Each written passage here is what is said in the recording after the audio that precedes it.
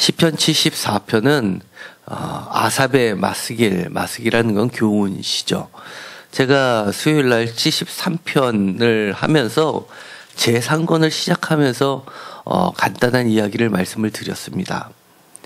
이 아삽이라는 인물은 제가 주보에도 역대상 15장 16절에서부터 19절까지의 말씀을 근거로 잠깐 소개를 드리면, 다윗 시대에 악사, 교회 음악을 관장하는 주요 3인방이라고 할 수가 있겠죠.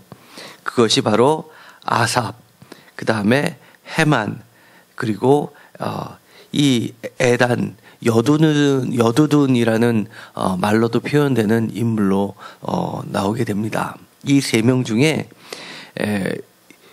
헤만, 아삽, 에단이라는 순서대로 나오고 있지만 히브리 원문에는 사실은 이 아삽이 첫 번째로 나오게 됩니다.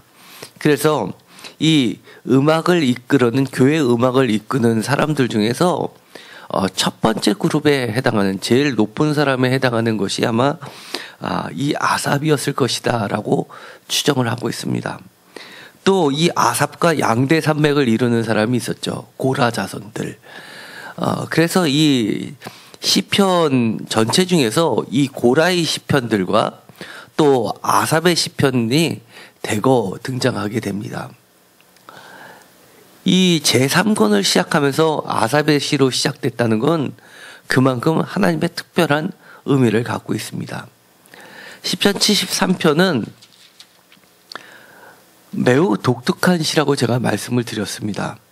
여기에는 하나님 나를 구원해 달라, 이런 이야기가 다른 시편에서 찾아보는 것처럼 나와 있지 않고 오직 매우 영적인 문제만을 가지고 이야기를 한다고 그랬습니다. 그래서 이 아삽이 갖고 있는 그 갈등은 바로 다른 것이 아니라 나의 고통과 나의 어려움이나 나의 억울함이 아니라 순수하게 하나님의 가르침과 현실의 괴리에서 오는 영적인 갈등을 품고 있습니다. 그런데 73편 12절에 가서 하나님의 성소에 들어갈 때야 그들의 종말을 내가 깨달았나이다 라고 하면서 새로 하나님으로부터 받게 된 진리의 그 말씀을 선포하고 있습니다.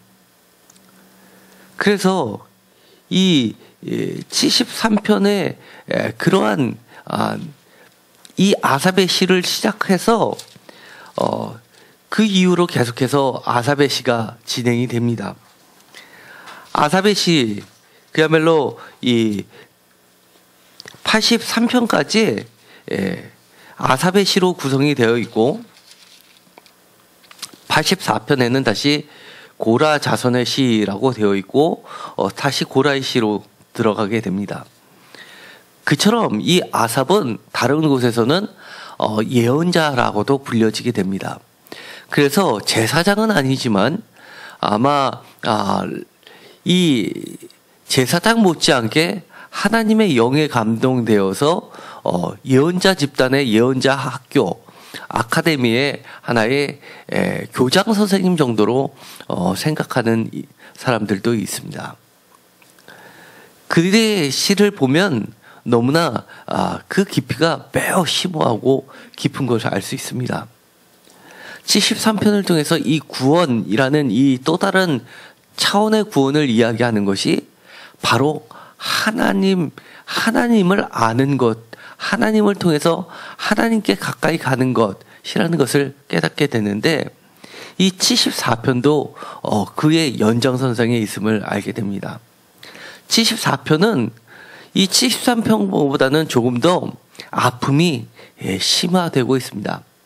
1절에 보면 하나님이여 주께서 어찌하여 우리를 영원히 버리시나이까? 어찌하여 주께서 기르시는 양을 향하여 진노의 연기를 뿜으시나이까? 라고 시작되고 있습니다. 여기서 보면 중요한 단어가 어찌하여 라는 단어입니다. 이게 우리로 말로 하면 어찌하여 라고 되어 있지만 원어로는 여러분이 아주 잘 알고 있는 단어입니다. 라마. 어디서 많이 들어보였죠? 바로 장소의 이름이었죠.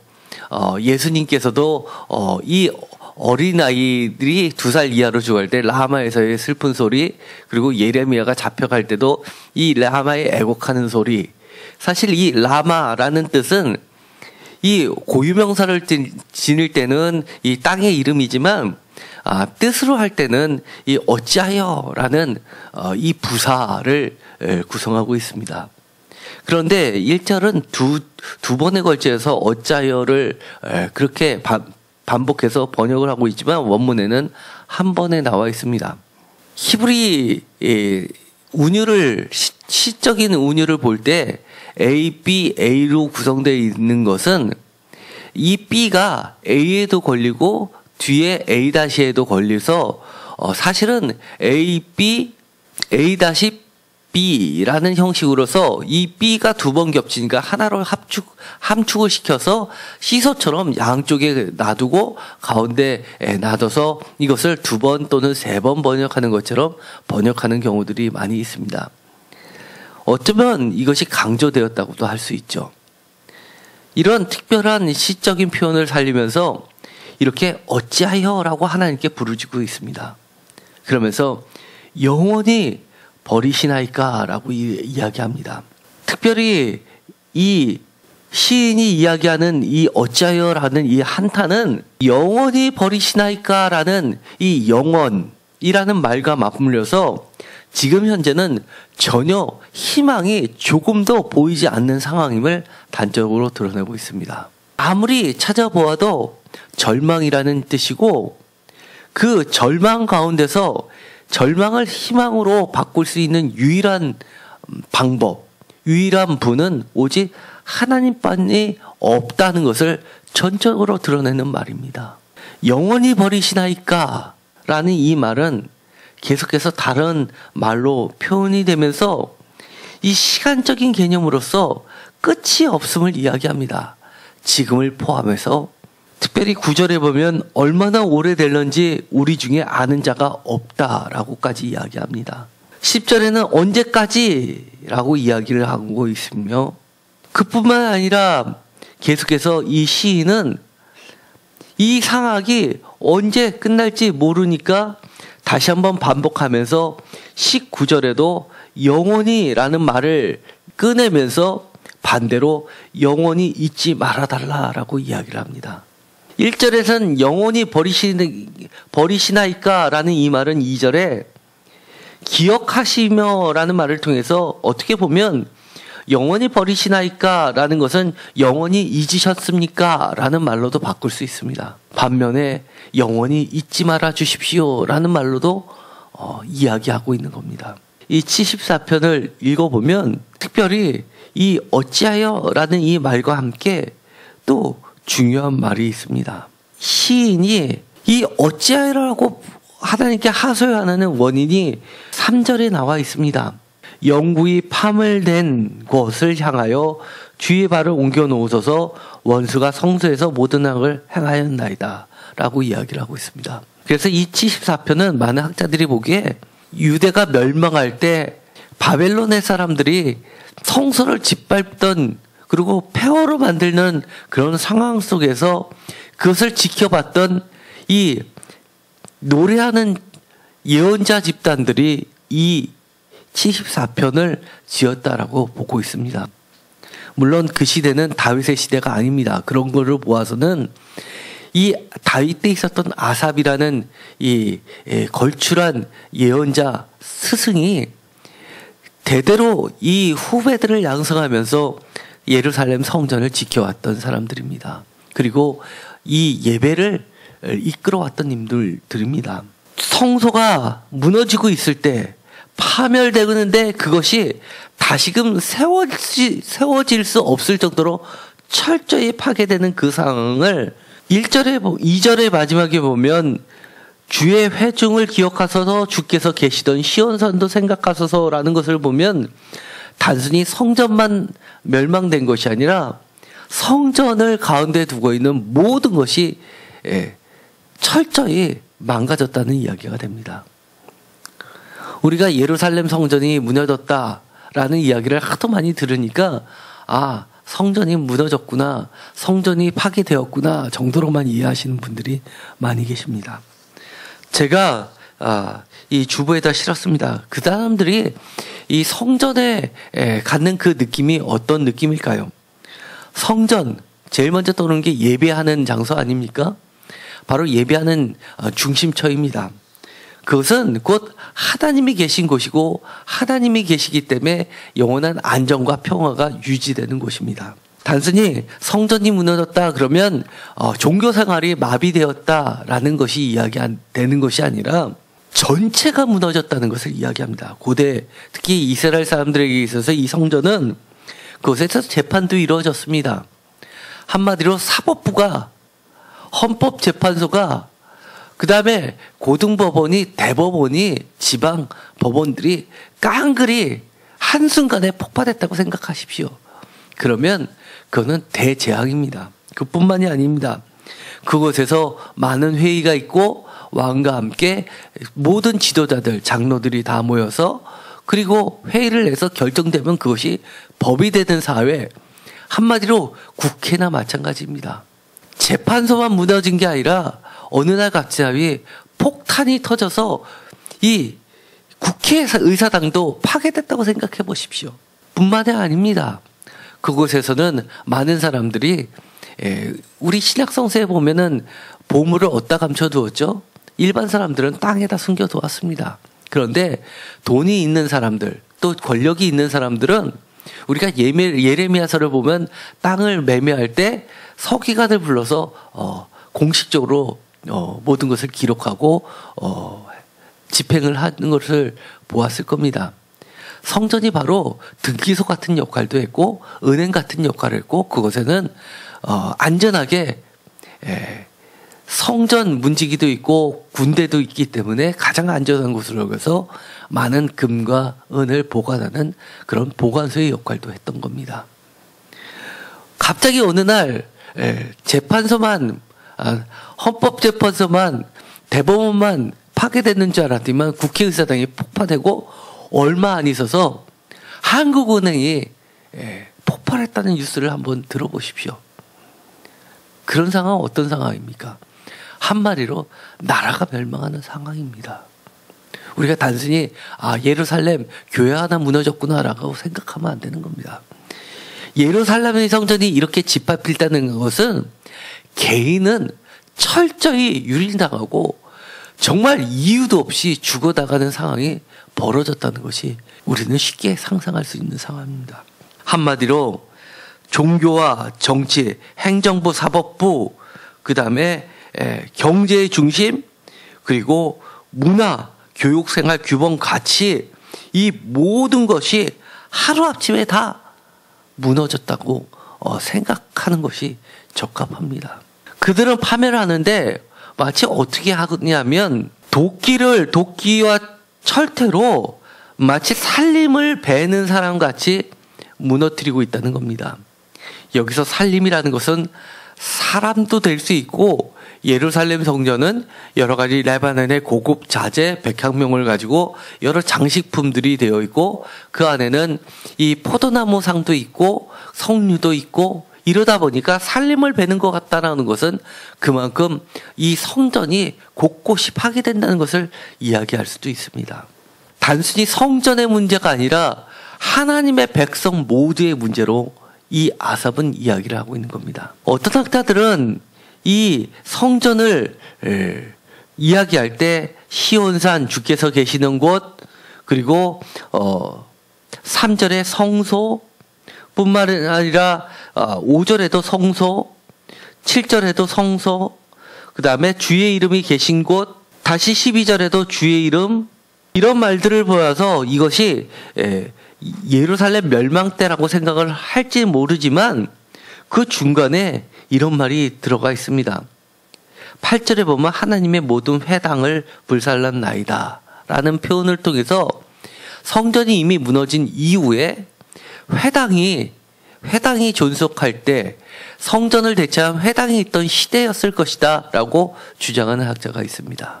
특별히 마카비 혁명 주전 2세기 때까지도 보는 시각이 있습니다.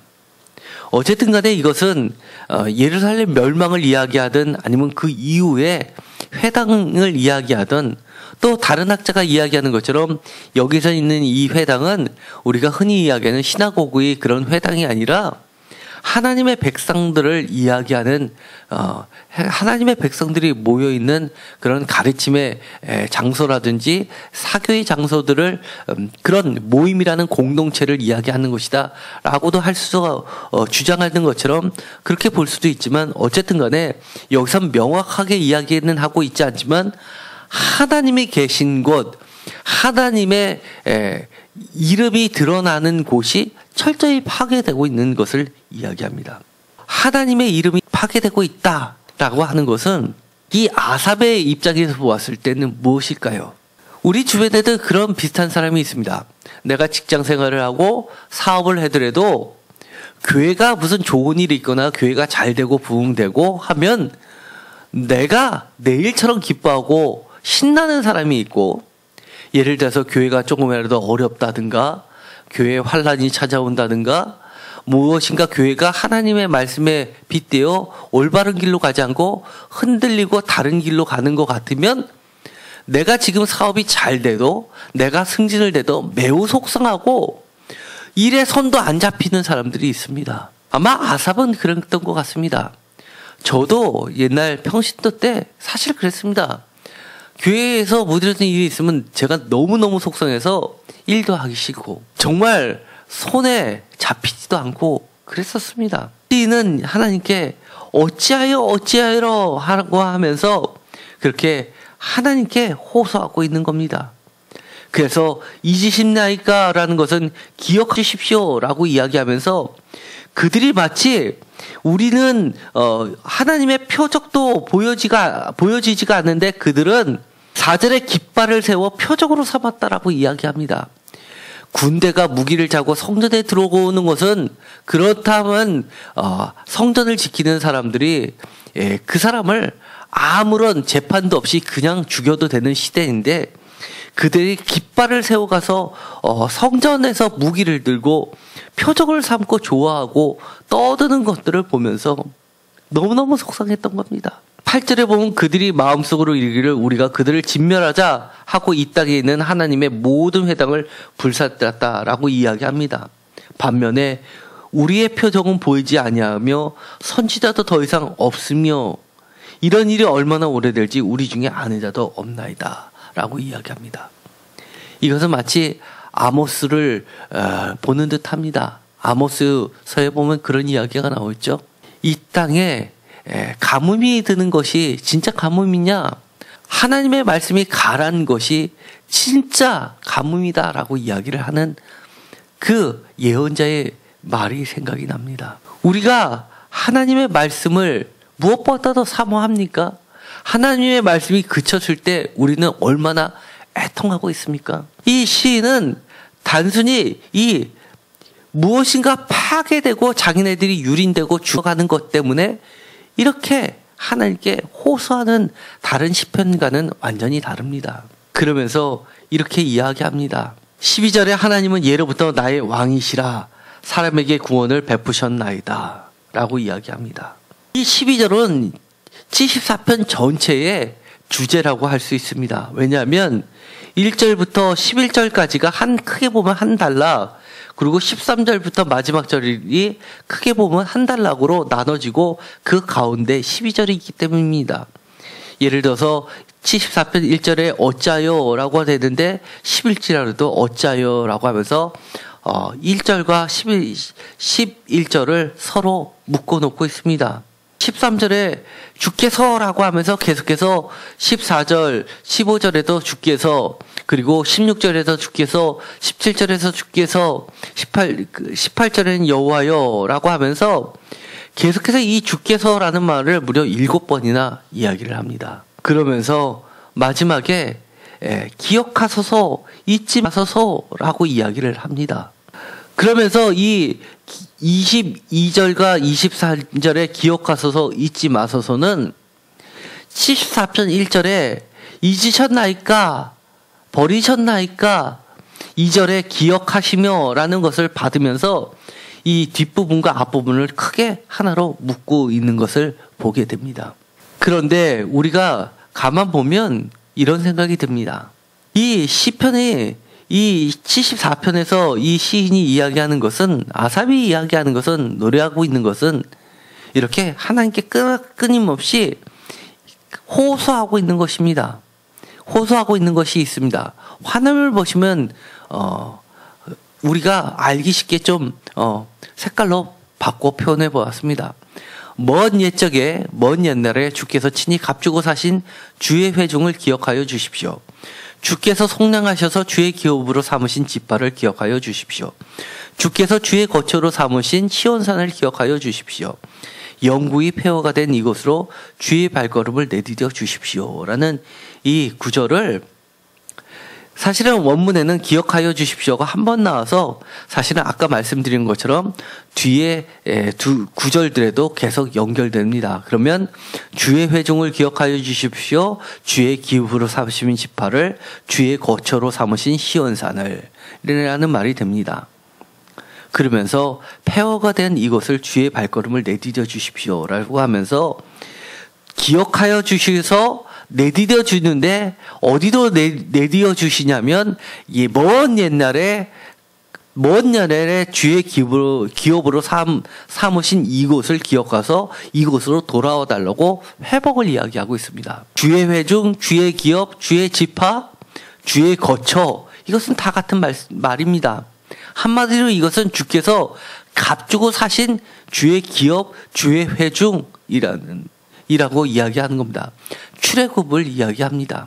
지금은 주님께서 떠나셨지만 다시금 이곳에 오셔서 무엇이 되달라고 이야기를 하고 있냐면 바로 주께서 왕이 되어달라고 이야기합니다. 다니엘서의 유명한 다니엘의 기도가 나옵니다. 바로 9장에 다니엘의 기도가 나오는데요. 잠깐 다니엘의 기도를 볼까요? 9장 특별히 16절에서 19절입니다. 이 다니엘의 기도는 매우 유명한 기도입니다. 9장 3절에 내가 금식하며 라고 하면서 하나님께 기도하며 간구했다라고 이야기하면서 그 기도를 드릴 때 바로 4절부터 이렇게 시작을 합니다.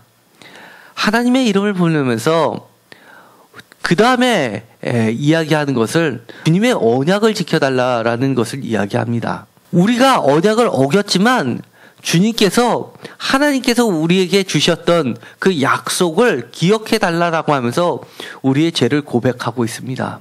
하나님께서 다시금 돌아와 달라고 이야기하고 우리의 수치를 벗겨 달라고 하는데 그 근거가 되는 것이 바로 회개에 있습니다.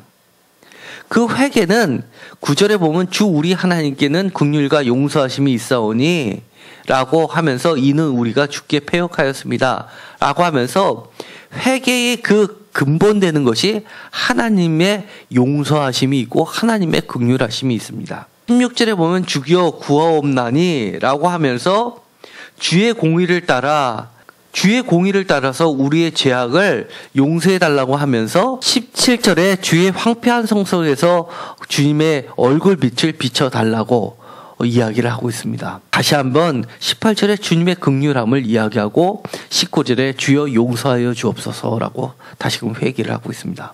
다니엘이 이런 기도를 드리고 결국 이 다니엘의 기도는 성취가 되게 됩니다.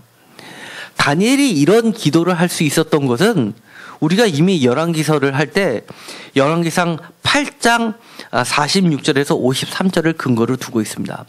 다니엘이 기도를 할 때 어디를 향해서 기도를 했냐면 성전이 있는 곳을 향하여 창문을 열고 기도를 하는 것을 여러분은 잘 알고 계실 겁니다. 열왕기상 8장은 제가 매우 중요한 장이라고 이야기했습니다. 사실 그 뒤에 일어나는 모든 국가의 위기 때마다 이들이 하나님께 간구할 수 있었던 이유가 바로 성전이 봉헌되면서 이 솔로몬이 하나님께 드렸던 기도라고 말씀을 드린 적이 있습니다. 예를 들어서 열왕기상 8장 31절부터 보면 만일 하면서 나오는 경우에서 7가지를 솔로몬 지적을 합니다.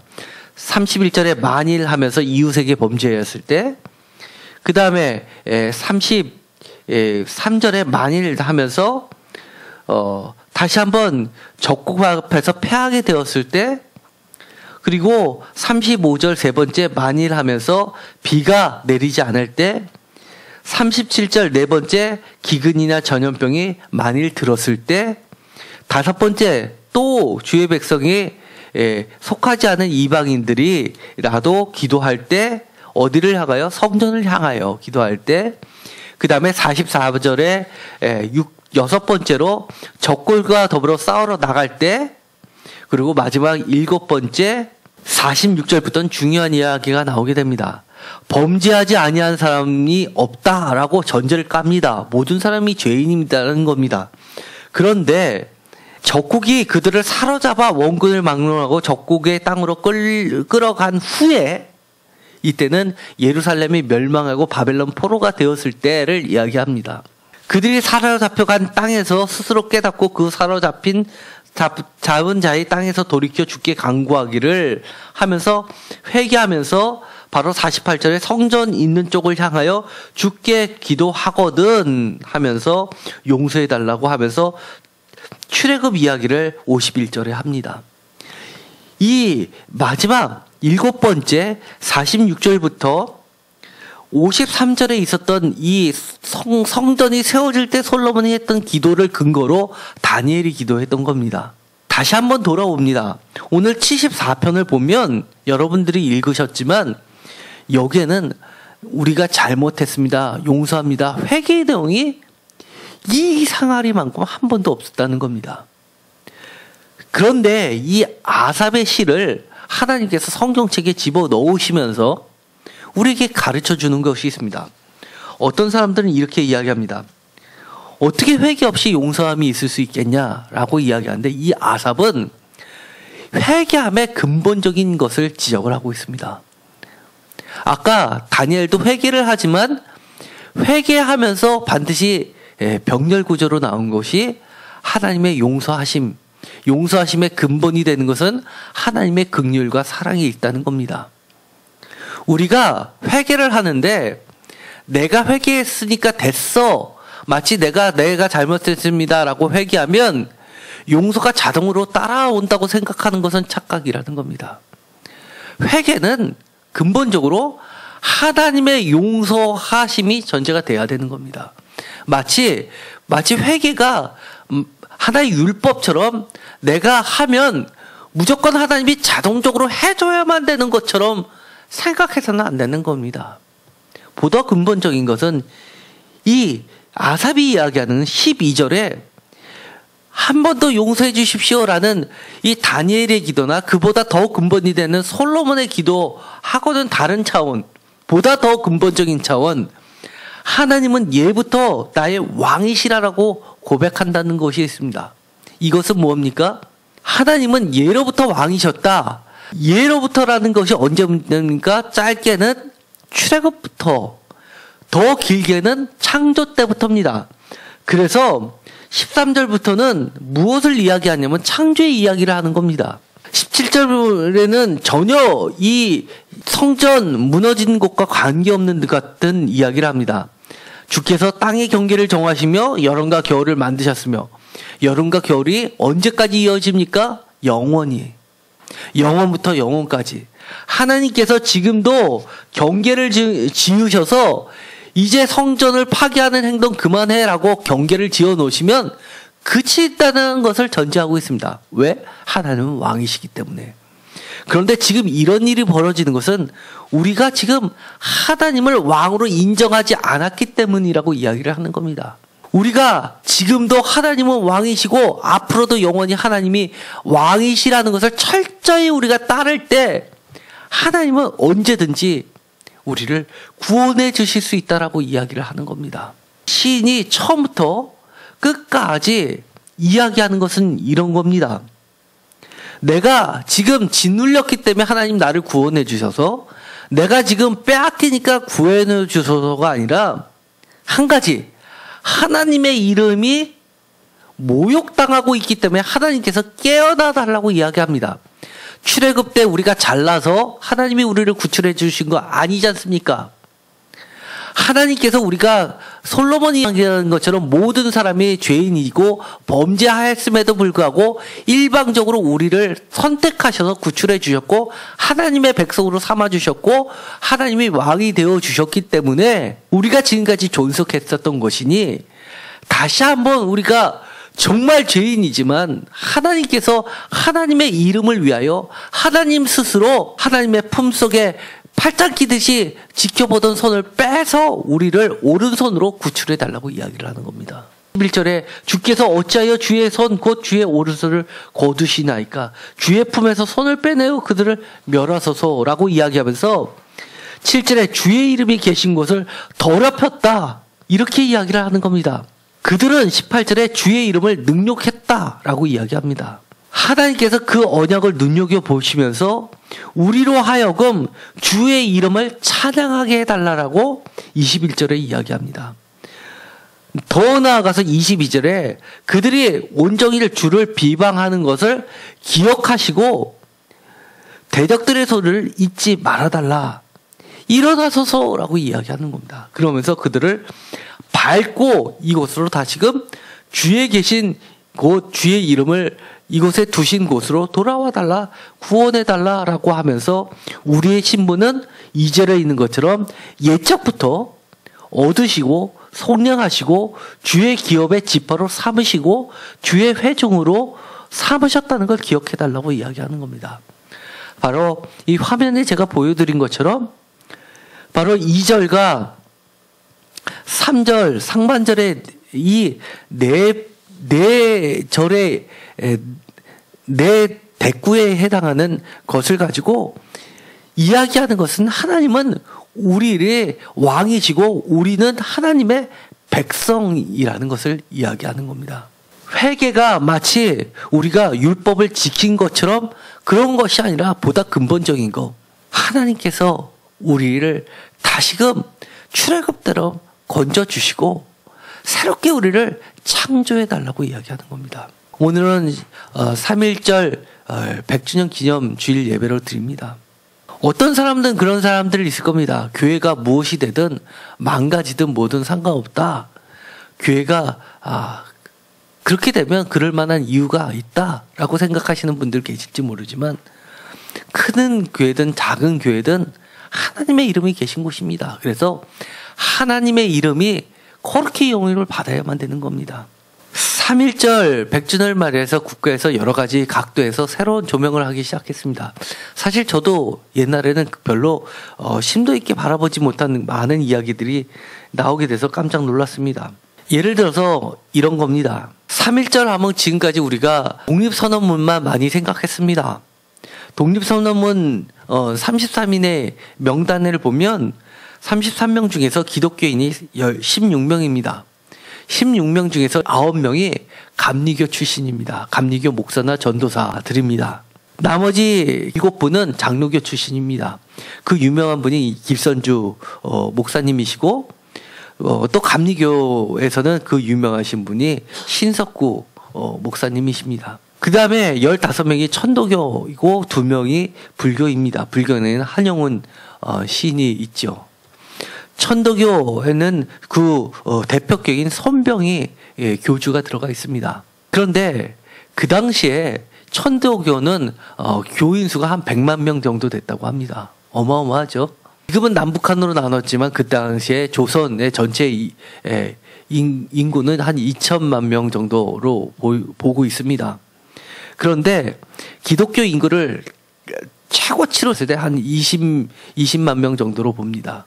그러니까 1% 정도 됐던 것이죠. 그런데도 불구하고 이 33인 중에 가장 많은 수를 차지했습니다. 1%뿐이 안 되는데 이렇게 많은 인원이 들어갔습니다. 이 목사와 장로와 전도사, 집사를 보면 제가 이 빨간색으로 쳐놓은 부분들이 바로 이 감리교인들이고 감리교인들은 목사와 심지어 전도사도 대거 들어가 있습니다. 정부에서 최근에 밝힌 것을 보면 이들이 처음에 독립선언문을 태화가 돼서 발표를 하고 나서는 다 잡혀 들어갔죠. 그런데 이들이 학생 운동까지 번지는 것을 이들은 반대를 했었다고 합니다. 그런데 태극기를 인쇄를 하고 독립선언문을 인쇄를 해가지고 전국적으로 만세 운동이 일어나게 했던 주요 세력들이 있습니다. 바로 기독교인들이었습니다. 3.1 운동이 지금까지 100주년이라는 이 기간이 흐르도록 정시로 남을 수 있었던 것은 그 뒤에 벌어진 만세 운동 때문이라는 겁니다. 그래서 이 만세 운동에 3월 1일부터 서울에서부터 시작해가지고 기차를 타고 뿌리고 해서 제주도까지 간 게 5월인데 그때까지 3개월간 독립시위에 참가한 인원은 200만 명. 그 중에서 교회가 파괴된 게 47개서 그 다음에 투옥된 기독교인은 2,000명이 넘는다고 이야기를 합니다. 반면에 불교와 천도교와 유교도 총수는 이 1,500명으로서 이 기독교 숫자에도 훨씬 못 미치는 숫자가 됐습니다. 그 중에서 개신교 피소자 중에서도 목회자는 244명, 60% 전체 피소자들 중에서 60% 이상을 바로 기독교인이 차지했고, 여성 피소자 가운데 65.6%는 기독교인 471명으로 가장 많았습니다. 대표적으로 유관순, 우리가 누나라고 부르는 열사도 이 여성 단체, 여성에 들어가게 되는 것이죠. 사실 이 만세 운동이 학생과 교사와 이런 데로 번질 수 있는 것은 기독교가 갖고 있는 학교에서 그렇게 시작이 됐던 겁니다. 독립운동을 보면 그 안에는 이 자유와 평화, 평등, 자주라는 것들이 대거 등장하게 됐는데 그 정신은 바로 기독교 정신에서부터 시작이 됐습니다.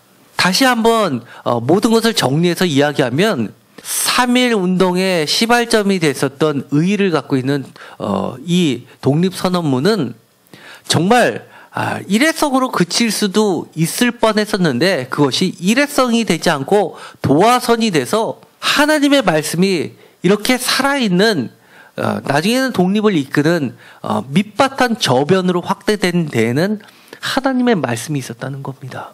1%뿐이 안 되던 시대에 하나님께서 하나님을 알든 모르든 일방적으로 우리를 선택하셔서 하나님의 백성으로 삼으시고 하나님의 기업으로 삼으시고 하나님의 회족으로 삼으셔서 하나님의 이름을 전 세계에 드러나게 해주신 사건이라는 겁니다.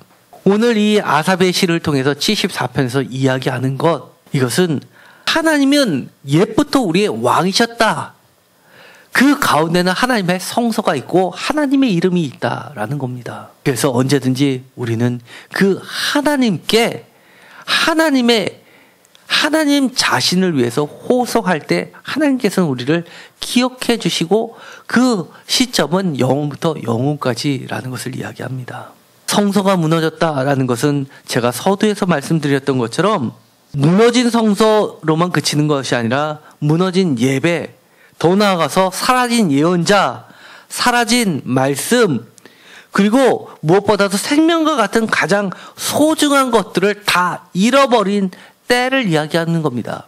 대한민국으로 치자면 3.1운동 정신처럼 하나의 나라까지도 조국까지도 잃어버린 그 시점을 이야기하는 겁니다. 그럴 때 우리는 어떻게 해야 되는 것입니까? 위기를 극복하려면 어떻게 해야 되는 겁니까? 오늘 시편 74편은 이렇게 이야기하는 겁니다. 하나님이 예부터 나의 왕이시라는 것을 고백하고 내 삶 속에서 하나님을 왕이 되게끔 내 자신을 하나님을 높여드리고 내가 주의 백성이 되는 수밖에 없는 겁니다. 여러분 혹시 여러분 가정에 사업장에 위기가 찾아오셨습니까? 정말 원치 않은 일들이 벌어집니까? 그렇다면 하나님을 왕으로 다시 한번 고백하십시오. 내가 다 결정하고 내가 생각하기에 앞뒤 좌우 따져보니 이렇게 해야 된다라고 생각을 확정을 해놓고 나 이렇게 가니 하나님 도와주세요 라고 기도하지 마시고 출발부터 하나님 생각은 어떠십니까? 물어보시고 하나님은 어떻게 하시기를 원하십니까? 라고 물어보시고 하나님께서 이렇게 해라 라고 말씀을 통해 주시면 그것이 총칼 앞이라 하더라도 많은 학생들이 만세 운동을 쳐서 지금 100년이 흐르는데도 그 정신이 살아있는 것처럼 나아간다면 하나님께서 하나님의 이름을 위하여 다시금 회복시켜 주실 것을 우리는 믿습니다.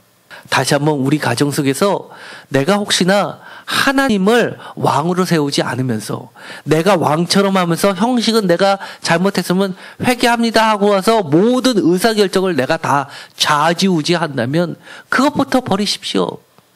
하나님을 왕으로 다시 한번 세우시면서 주의 이름이 높아지기를, 그러면서 주의 이름을 능욕하는 모든 세력들을 하나님 잊지 마시고 멸해달라고, 기억해달라고 그렇게 기도하시기 바랍니다. 그러면 하나님의 이름을 위하여, 하나님의 영광을 위하여 스스로 움직이십니다. 역사하십니다.